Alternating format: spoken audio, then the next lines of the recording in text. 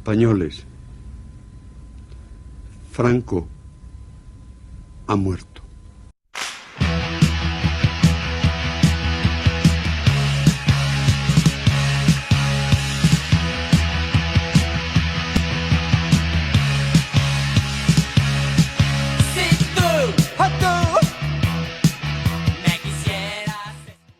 La movida, que es sinónimo de agitación, de ruido, de que hay algo que interesa.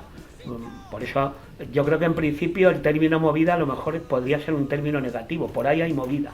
Al final acaba siendo una frase que se acuña como explosión del movimiento cultural, que yo cifraría sobre todo en la música, aunque se extiende también a otras manifestaciones de la cultura. Pues esto es todo muy complicado y hay que explicarlo. Cuando yo tenía 12 años, que era el año 75, y empecé a querer hacer un grupo y luego lo hice, y Pedro empezó a hacer sus cortos y luego hizo sus películas, no había una conciencia de movimiento. Quiero decir, no es como otros movimientos culturales que sí que se ha juntado la gente y han dicho, vamos a hacer el manifiesto surrealista, y entonces no, fue una cosa natural, normal, que ocurrió, ni siquiera es generacional, fue algo que pasó.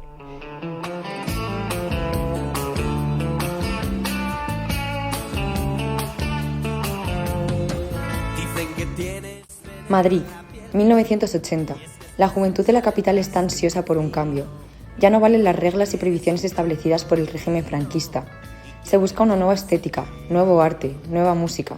Es por ello por lo que comienzan a surgir numerosos grupos de música que rompen completamente con lo que se venía escuchando en la industria. Pero, ¿cómo comienza todo esto?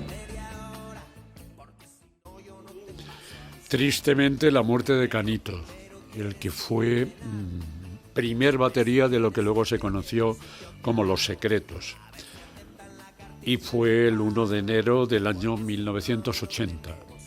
Tuvo un accidente de coche tristísimo, inesperado por supuesto, y todos los que éramos buenos amigos suyos desde unos años antes, en que estaban intentando meterse dentro de la vorágine de la música, ellos ya se llamaban TOS en aquel momento, y resulta que muere Canito, y surge una cuestión muy curiosa, el hecho de que toda una serie de gente que estaba haciendo programas de radio en aquel momento y poniendo diferentes canciones que luego formarían parte de lo que ha sido la movida, no le tenían un cariño muy especial a TOS, pero la necrofilia es triste y en este país se utiliza mucho para ese tipo de cosas, y se hizo un homenaje a Canito, que fue simplemente una excusa para todos ir enseñando la patita por ahí, ¿no? 1, 2, 3, 4. Exactamente, hoy tenemos un programa histórico. Lo que vamos a contemplar hoy es el cambio de la guardia, un relevo generacional en el rock español, la emergencia de una nueva forma de entender el rock. Vamos a ver a una serie de grupos prácticamente desconocidos, todos muy jóvenes, pero que sin embargo pues están cargados de esperanza.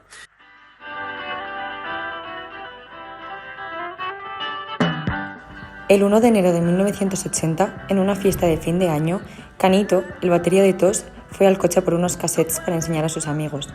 En ese camino se fue y no volvió, pues un coche se lo llevó por delante.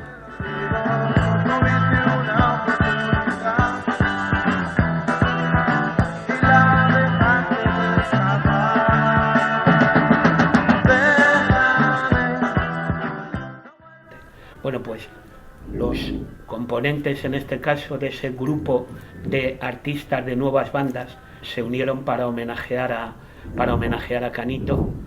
Bandas como Mamá, los propios Secretos, que ya habían mudado su nombre, ya no eran TOS, sino Los Secretos, Alaska y los Pegamoides, Paraíso, Lo Mario Tenía y los Solitarios, Los Trastos. Todos esos grupos se subieron al escenario de la Escuela de Caminos. Si hubo un sitio que fue importante para generar movimiento en el mundo universitario en la Escuela de Caminos. O sea, la Escuela de Caminos fue un centro absolutamente vital para la música de la llamada movida. ¿Qué me podía imaginar de aquel concierto? Vamos a ver, los Pegamoides éramos marcianos en aquel mundo, porque los otros grupos tenían un concepto musical diferente y estético, ni te digo. Entonces, claro, eso es como estamos todos en un mismo saco, pero ninguno teníamos nada que ver, ni musicalmente ni nada. Lo que pasa es que pertenecíamos a una misma escena en el sentido que había conciertos, teníamos una edad parecida, pero nada más. Y claro, eso ha quedado como punto de pistoletazo de salida de qué. A lo mejor es un punto de inflexión a partir del cual es verdad que todos empezamos a ser más famosos y empezamos a grabar discos y empezamos a tener más conciertos, pero no por esa causa. Parece como que eso motivara. No, fue tocó que fuera en ese momento y ya está.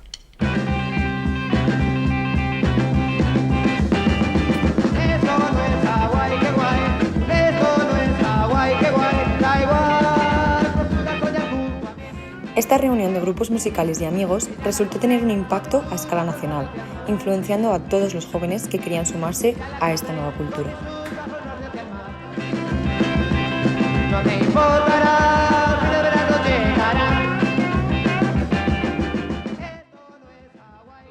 En aquel momento en Madrid existía una cosa que se llama prensa marginal madrileña, que era que en el Rastro había unos determinados puestos donde se vendían revistas y fanzines autoeditadas, hechas por cada uno. Y yo entré en ese mundo y ahí conocí al Zurdo, que luego hizo Paraíso, y con el que empezamos a pensar que queríamos hacer un grupo y empezamos a poner anuncios en las revistas de música de la época, y conocimos a Nacho y a Carlos en un puestecito del Rastro, y a partir de ahí hicimos el primer grupo, que fue Caca Deluxe. Sí, fue un desmadre. Fue un auténtico desmadre. Era o estás conmigo o estás contra mí. Fue un poco eso. Si no estabas a favor de la movida, te habías convertido en un abuelo, y a pesar de los años que tuvieras.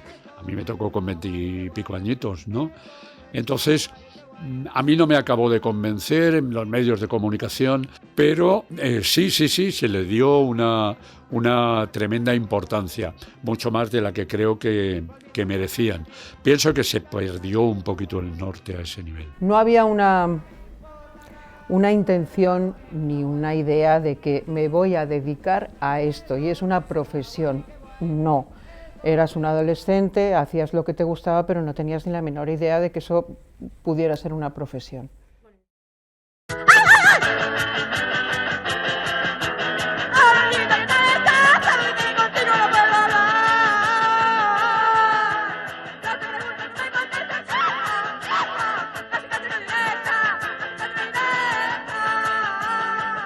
Muy estresante. Estabas todo el día de un sitio para otro. Yo tenía un programa de radio, salías del programa de radio, ibas a ver a otros amigos que trabajaban en otra emisora que en principio era la competencia, pero sin embargo era muy fácil convivir unos con otros. Nos íbamos de conciertos, ¿por qué? Porque había muy pocos y estábamos en todos, del estilo de música que fuera. Yo iba a ver a gente de la movida, gente de rock, cantautores y todo lo que apareciera por ahí, porque estábamos ávidos de irnos impregnando de cosas nuevas, porque luego ya llegaría el momento de filtrarlo. Daba la casualidad que en aquella época éramos un núcleo tan cerrado que a los mismos bares a donde íbamos a tomarnos una cerveza iban los músicos. Le asomo a la ventana, eres la chica de ayer,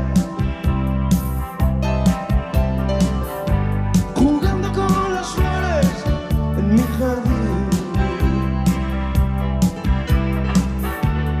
Demasiado tarde para comprender. Chica, vete a tu casa, no podemos jugar. Pero es que había 4 locales y todos pasábamos por los mismos sitios. Otra cosa es dónde te alimentabas tú de otras cosas. Porque para mí, sobre todo, fue en el Centauros, que era un club de travestis que había al lado del Pentagrama, donde todas hacían pues La Jurado, Sara Montiel. Claro, depende a quién le preguntes. Yo, por ejemplo, pasé gran parte de ese tiempo en Casa Costus, que le llamamos así, que es la casa de unos pintores que se llamaban Costus, que era en la calle La Palma. Y su casa parece, por ejemplo, es uno de los puntos donde se rodó Pepi Lucibón. Entonces, y estaba, en la esquina estaba el Pentagrama. Entonces es verdad que podías participar de los dos mundos, pero como decían ellos, hay gente que nunca sube aquí del pentagrama porque no les dejaríamos entrar. Había ya sus diferencias. Yo tenía un mundo mucho más gay que el heterosexual del pentagrama, que era un aburrimiento, vamos a decirlo ya de una vez, o el sol. Bailando, me paso el día bailando, y los vecinos mientras tanto no paran de molestar. Bailando es una contestación nuestra hacia la música disco, que nos gustaba mortalmente, o sea, nos encantaba. Teníamos un problema porque en las discotecas la gente que iba a bailar no era como nosotros. Y cuando nosotros yo recuerdo salir a la pista a bailar los Pegamoides, Curra, Eduardo Yo, y se vaciaba la pista, ¿sabes? De repente. Y la gente que bailaba disco music pues no eran como nosotros, o nosotros no éramos como ellos. Fue nuestro homenaje a la música disco, un estilo de música que convivió con lo que queríamos en ese momento, que era salir, bailar, vivir. Éramos adolescentes, no sé, supongo que es lo normal siendo adolescente.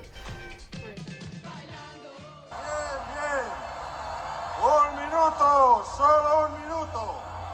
Rockeros, el que no esté colocado, que se coloque y al loro. Tristemente, hubo gente que ha muerto debido a las drogas y a determinadas adicciones. No creo claramente que la movida fuera un incentivo para una cosa de ese tipo. Llegados determinadas edades, uno va investigando, uno va intentando descubrir nuevas cosas y en algunos momentos llega precisamente el consumo de estupefacientes y se puede ir pasando de un escalafón a otro escalafón. La vida es como es y en todos los aspectos también del arte, de la cultura, de la música, de la poesía, desde ahora y siglos atrás. Ha habido gente que ha desarrollado su trabajo aprovechando estímulos exteriores para volcarse delante de un papel y un lápiz, o delante de unas notas, o delante de un cuadro, donde sea. Tierno salió aquel día a un escenario a decir el que no esté colocado que se coloque, porque le debió parecer gracioso, y al resto de la humanidad le debió parecer gracioso también que una persona de su edad bueno, digamos que colegueara con la gente más joven. Yo creo que eso era un poco el espíritu de los tiempos, quiero decir, la gente más o menos, si no eras un radical de un lado o de otro, estaba todo el mundo como dispuesto a arrimar el hombro con el de al lado. Y eso lo puedes trasladar a la televisión que se hizo, o las revistas que daban cabida, pues nos daban cabida a nosotros, ya ves tú, quiero decir, era increíble. Supongo que eso también es un momento muy concreto de la historia de la ciudad. Lamentablemente yo tengo amigos que murieron precisamente a causa de las drogas en aquella época. Hay un recuerdo que tengo imborrable porque fue un gran amigo que fue Enrique Urquijo, de Los Secretos, pero no ha sido el único y ha habido más. Esa es una parte triste, pero no creo que específicamente ni la música, ni lo que fue la movida, ni todo ese tipo de movimientos sea específicamente indicador de que la gente en aquel momento se drogaba. Tristemente hubo gente que ha muerto debido a las drogas y a determinadas adicciones. No creo claramente que la movida fuera un incentivo para una cosa de ese tipo.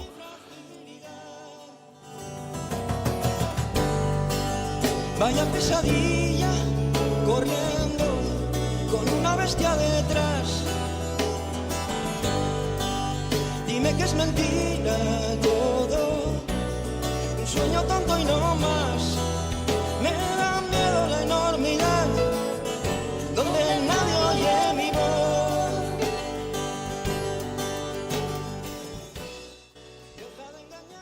A mediados de los 80, cuando realmente todo el mundo habla de esto, ya es otra historia, porque todos digamos que nos hemos profesionalizado.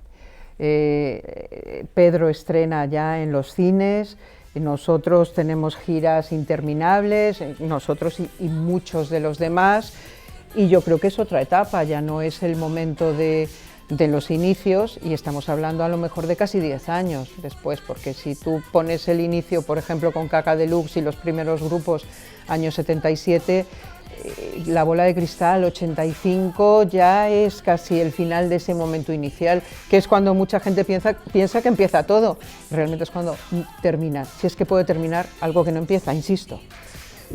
No, yo lo recuerdo bien, vamos, está clarísimo. Yo lo que de la movida, que se ha magnificado un poco porque a lo mejor hay una generación que le tocó vivir una época determinada de la historia, a lo mejor eso ha hecho que históricamente haya quedado idealizada. O sea, a mí la movida me aburría, pero me aburría mucho, de verdad. Ibas a ver a un grupo a tocar y tardaban, primero, aquello de salgo a tocar 3/4 de hora después de la hora a la que lo he anunciado. Terrible, falta de educación, entre otras cosas, pero aparte, pero tío, ¿por qué no has afinado la guitarra? En definitiva, este movimiento cultural conocido como la movida tuvo un impacto significativo en la sociedad de los 80 e incluso los 90. Fue un tiempo cargado de experimentación, diversión e innovación, pero claro, ¿quiénes somos nosotras para resumirlo en un simple documental? Menuda movida.